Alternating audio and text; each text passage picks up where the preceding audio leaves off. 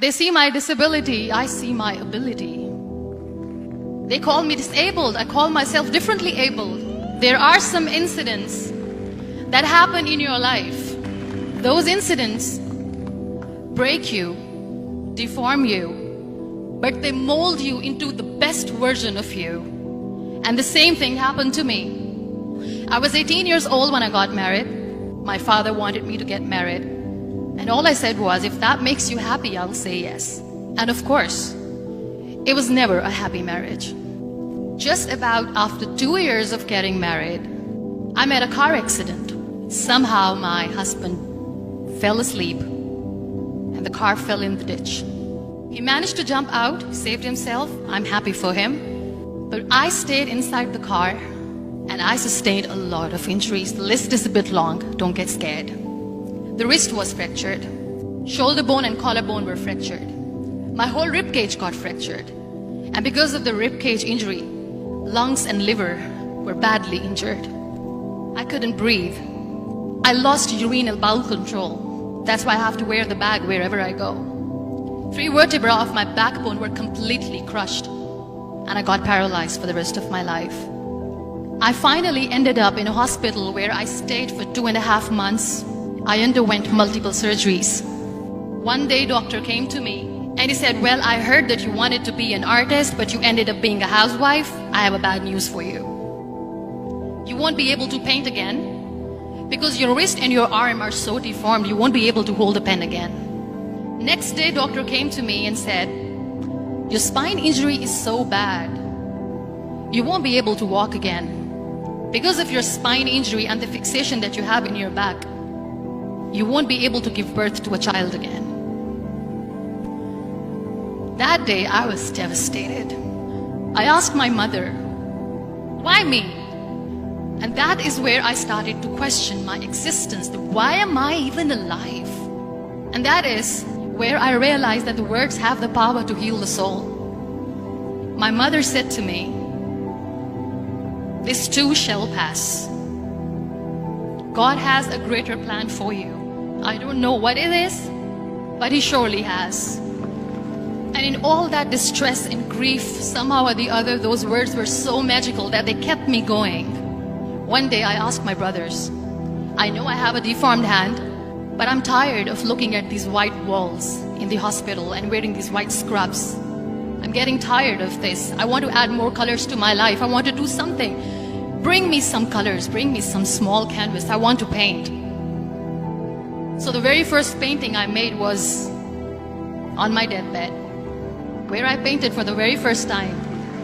It was not just an art piece or just my passion. It was my therapy. And then I was discharged and I went back home.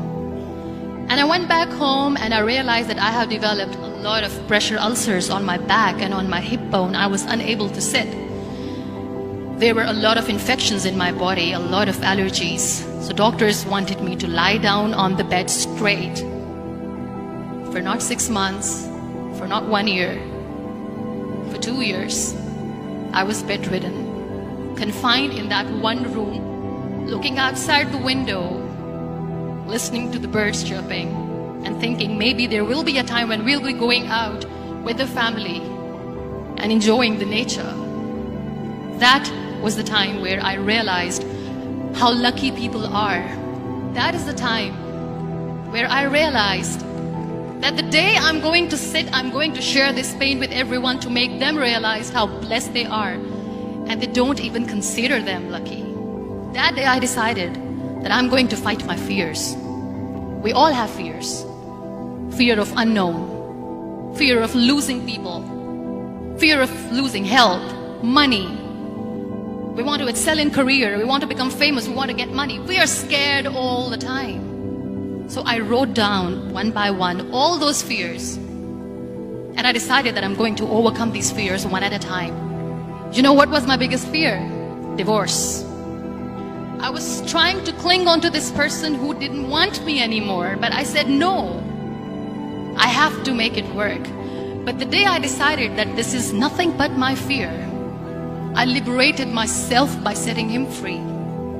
And I made myself emotionally so strong that the day I got the news that he's getting married, I sent him a text that I'm so happy for you and I wish you all the best. And he knows that I pray for him today. Number 2 was, I won't be able to be a mother again. And that was quite devastating for me. But then I realized there are so many children in the world, all they want is acceptance. So there is no point of crying, just go and adopt one. And that's what I did. People think that they will not be accepted by the people because we, in the world of perfect people, are imperfects.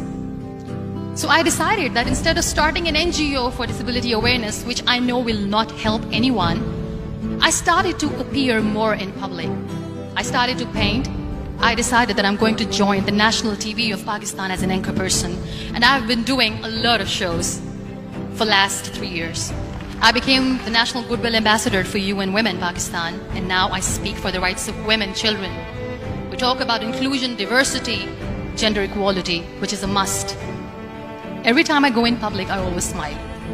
It's always a big toothy smile on my face, and people ask me, don't you get tired of smiling all the time? What's the secret? I always say one thing, that I have stopped worrying about the things that I have lost, the people that I have lost. Things and people who were meant to be with me are with me. And sometimes, somebody's absence makes you a better person. Cherish their absence. It's always a blessing in disguise. Live your life fully. Accept yourself the way you are.